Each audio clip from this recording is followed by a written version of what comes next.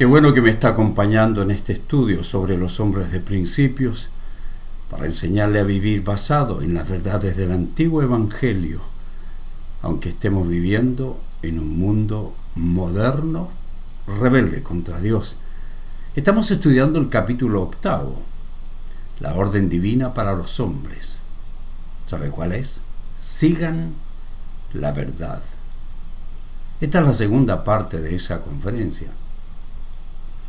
Este es el principio con que iniciamos. La única forma que el hombre de principios puede cumplir el rol que Dios le ha encomendado como líder, proveedor y protector amoroso de su familia es conocer, amar y vivir conforme a las reglas divinas que permiten su santidad y demostrar su verdadera masculinidad. No podemos convertirnos en verdaderos discípulos de Jesucristo sin que pensemos bien, sin que calculemos el costo, las demandas que el Señor hace. Es que ser un cristiano auténtico, ser un hombre de Dios, demanda que tengamos una gran disposición a pagar el precio del discipulado. Es costoso seguir a Jesucristo. Les recuerdo que en la parábola del tesoro en el campo y la parábola de la perla de gran precio, ¿las recuerda? Allí se nos dice que el hombre vendió todo lo que tenía para comprar el tesoro, la perla. En el caso del joven rico, Jesús le pidió que tomara todo lo que tenía y lo vendiera, tomara su dinero, lo diera a los pobres y después lo siguiera. Las demandas de Jesús para los que indicaron que querían ser discípulos no fueron demandas sencillas, fueron elevadas. Les dijo que él esperaba que dejaran todo e inmediatamente lo siguieran a costa de cualquier otro valor que hubieran tenido. Algunos prefirieron su dinero, otros sepultar a su padre, no quisieron pagar el precio. Jesús ordenó a sus discípulos que dejen de ser pescadores de peces, pues Él los haría pescadores de hombres. Y tuvieron que hacer cambios radicales, dejar todo su estilo de vida, sus finanzas, sus trabajos. Y entonces debemos concluir y recordar que aunque el costo del discipulado es elevado, queridos hombres, y aunque demanda una disposición a entregar todo lo que somos por seguir a Cristo, es algo muy pequeño comparado al amor de Cristo, comparado al alto precio que pagó por nuestra salvación. ¡Qué maravilloso pensamiento! Estamos estudiando estas órdenes claras que entrega el apóstol Pablo para que seamos hombres de principios, como sigue la justicia, sigue la verdad, sigue el amor, sigue la fe, sigue la mansedumbre. Y debemos estar dispuestos a aprenderlas, practicarlas y traspasarlas. Pero la segunda orden es: pelea la buena batalla. Pelea la buena batalla. ¿Qué significa? Significa que los hombres de principios, el hombre de principios es un soldado, es un luchador, es una persona que se prepara sabiamente para usar la armadura de Dios para vencer su propia carne, las tentaciones que experimenta regularmente, y defiende la fe apasionada y bíblicamente. La orden para Timoteo y para nosotros es luchar con todas las fuerzas, es utilizar todos los recursos bíblicos, todos los recursos santos, legales que están a nuestra disposición para mantener la fe no corrompida y defender la fe siempre. Pablo escribe: pero tú, hombre de Dios, huye de estas cosas. Recuerda, ya estudiamos de qué había que huir. Pero luego sigue la justicia, la piedad, la fe, el amor, la paciencia, la mansedumbre. Pero agrega: pelea la buena batalla de la fe. Eso es lo que quiero que aprenda. Por eso Pablo ordena a Timoteo que corrija lo erróneo primero, que pelee la batalla para mantener el evangelio puro Y en 2 Timoteo capítulo 2 versículo 2 Pablo escribe: lo que has oído de mí. Este es el ejemplo. No es malo decir, oye, si has aprendido de mí, practícalo. Lo que has oído de mí ante muchos testigos. Esto encarga a hombres fieles que sean idóneos para enseñar también a otros. No hay nada malo en decir aprendan de mí. No es orgullo, es verdad. Esta es una cadena que no debe cortarse, porque cualquiera que la corta pone en peligro la sana doctrina. Un pastor en una de mis conferencias en estos días me decía, le regalé la serie a usted y su congregación, me decía, ¿puedo predicar? Por eso, de eso se trata. Los ministros de la palabra tenemos que estar sujetos a la palabra, pero también podemos malinterpretar la palabra.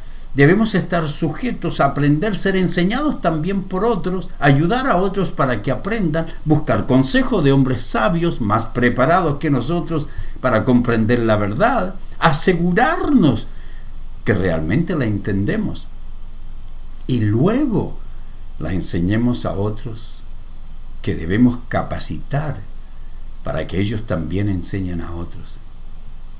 Yo estaba viajando y por 3 horas escuchando a otras personas de quienes aprendo.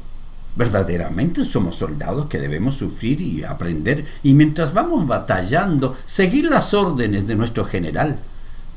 Así como un buen soldado no es quien hace lo que quiere, tampoco hace lo que siente. El buen soldado no hace lo que le gusta, ni hace lo que le apasiona, aunque desobedezca al ejército al cual pertenece y al general que lo lidera. No, ese no es un buen soldado. Así tampoco un buen soldado de Jesucristo puede vivir a su estilo, de la forma que desea. Todos los hijos de Dios, especialmente los ministros, recibimos claros mandamientos que no son sugerencias, sino preceptos, verdades que tienen que ser cumplidas si queremos tener la aprobación divina y vivir con excelencia. Me encanta Pablo cuando se pone como ejemplo, pues él traspasó la verdad, peleó por la verdad y le ordena lo mismo a su discípulo Timoteo, porque así tiene que ser. Por eso yo le enseño a usted para que usted aprenda. Pablo dice, he peleado la buena batalla, he acabado la carrera, he guardado la fe. ¿Qué ejemplo? Eso es lo que necesitamos. Desde el principio la batalla contra el bien la ha realizado Satanás. Esta batalla es una guerra por la verdad y la serpiente, ¿recuerda?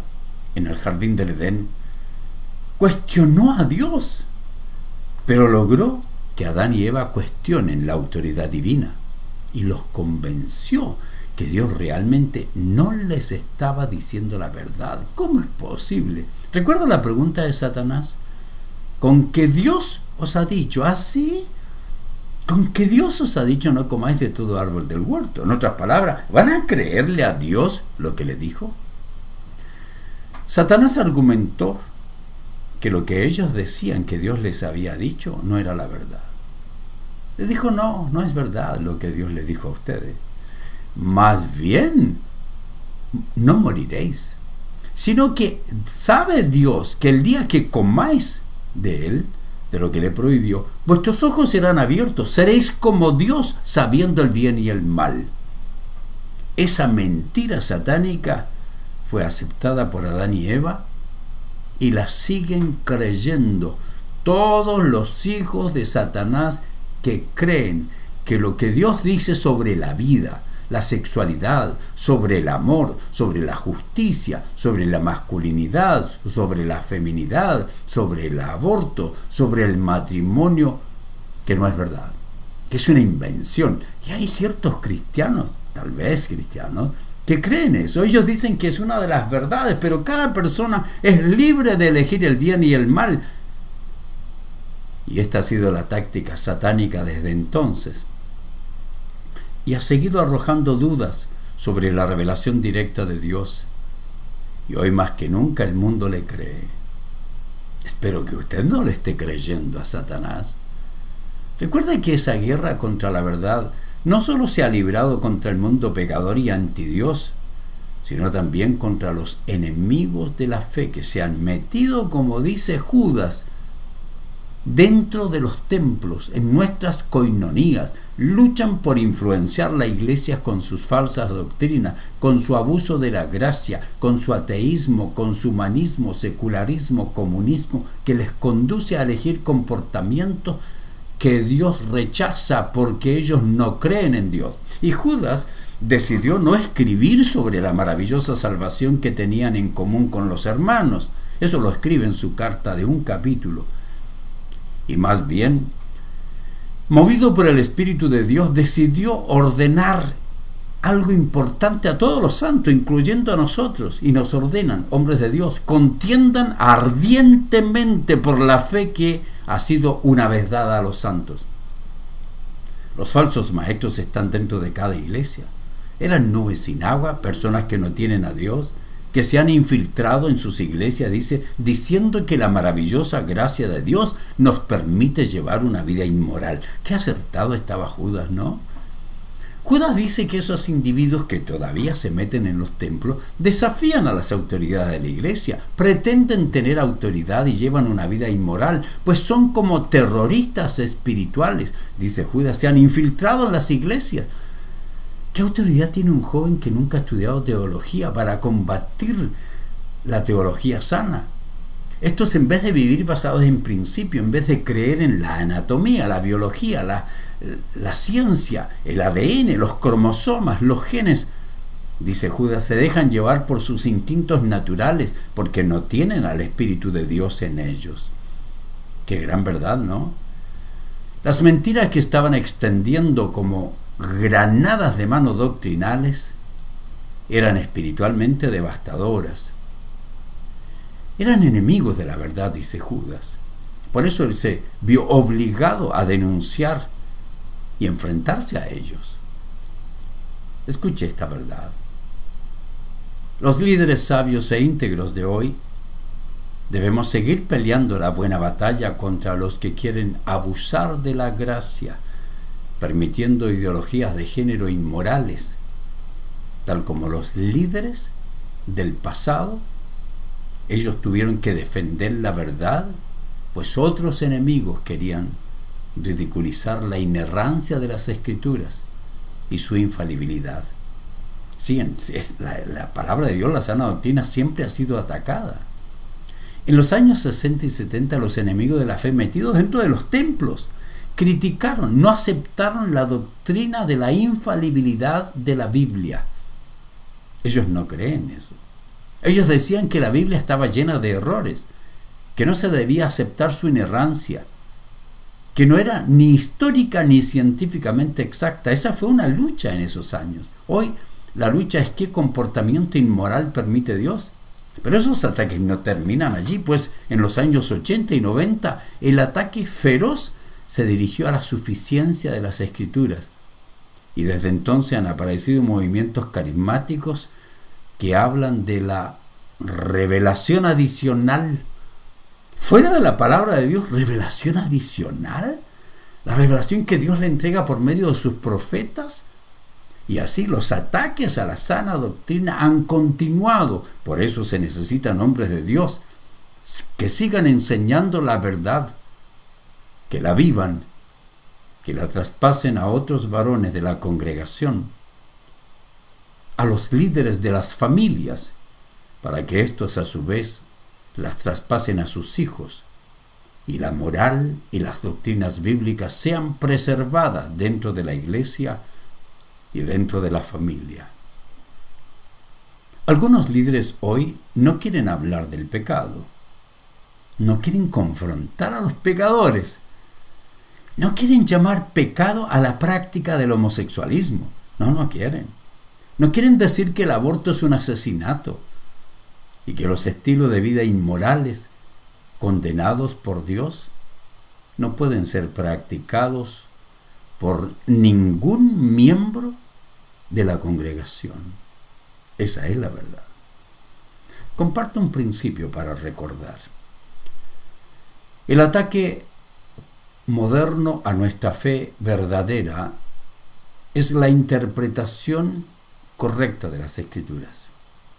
Ellos toman textos fuera de su contexto para tener un buen pretexto para interpretar las Escrituras con sus reglas erróneas de interpretación Y para convencer a los ingenuos y a los cristianos inmaduros, ridiculizan nuestras convicciones y cambian a las palabras sus definiciones. Esa es la astucia del enemigo. Sí, porque astutamente no definen las palabras como deben hacerlo, como debe hacerlo todo buen intérprete de la verdad. Ellos redefinen los términos. Por ejemplo, la compasión, la tolerancia, el amor, la sexualidad, para hacer encajar su mundo de maldad.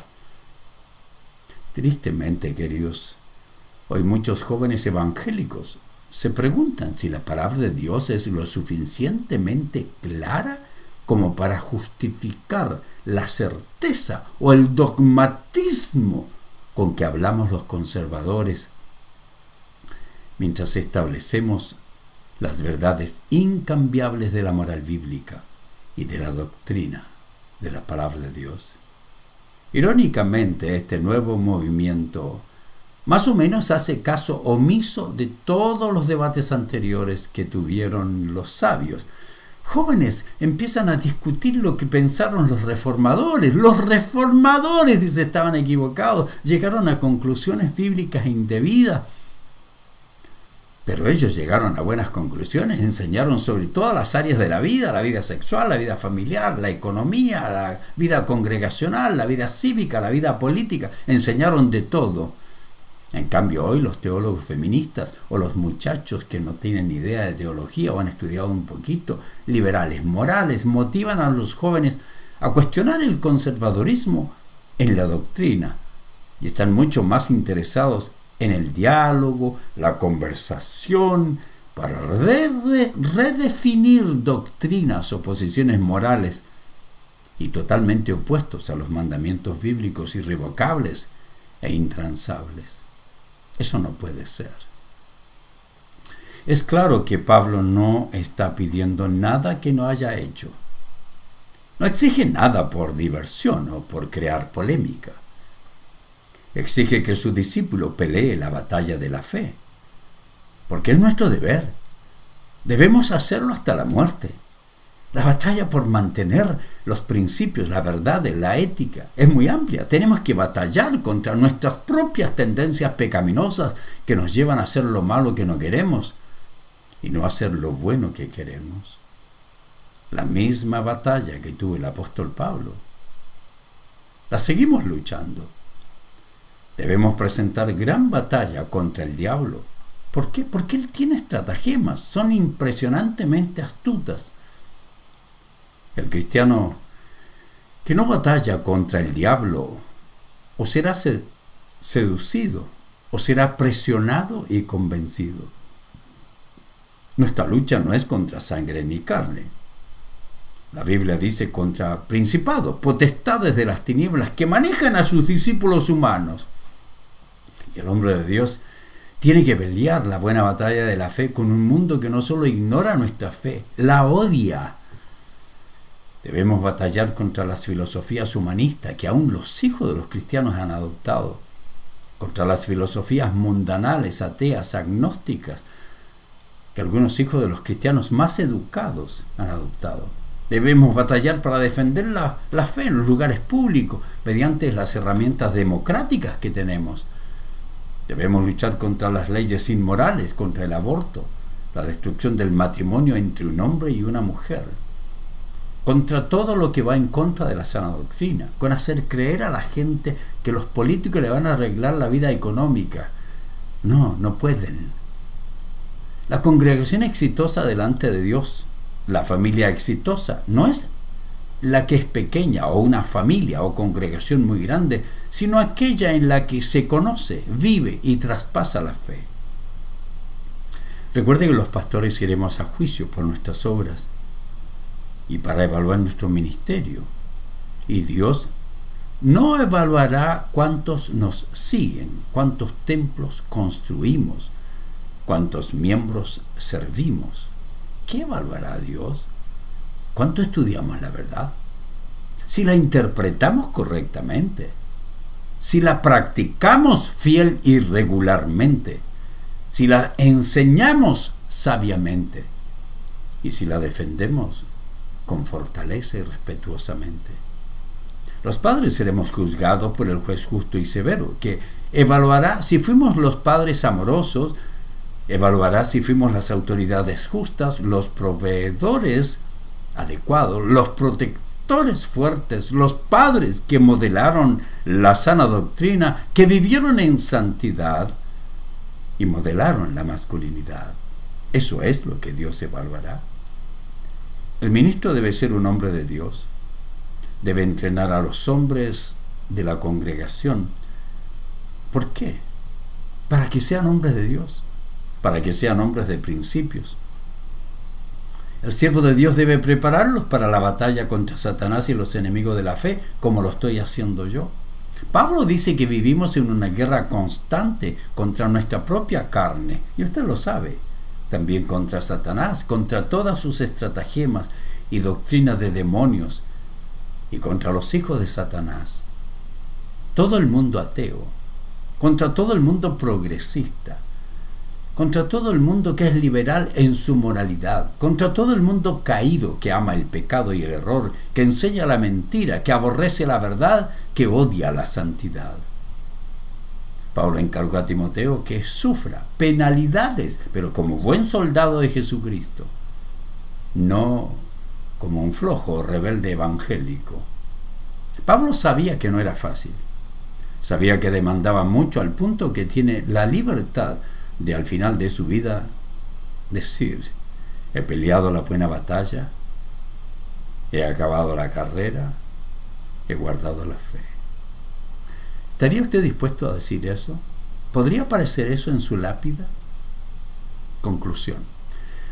El hombre de principios que reconoce el llamamiento eficaz de Dios para ser salvo eternamente y que ha sido verdadero en su profesión pública de fe, como respuesta a ese llamado divino, cumple su llamamiento viviendo la verdad, enseñándola y defendiéndola, mientras batalla contra el diablo, el mundo y su propia carne para vivir su masculinidad basado en la verdad. Eso es lo que debemos hacer, es lo que Dios demanda, y eso es lo que nosotros estamos dispuestos a ayudarle y orientarle. Comuníquese con nosotros y visite nuestra congregación online en Facebook, YouTube, jueves y domingo de noche. Les amamos y estamos listos para servirle.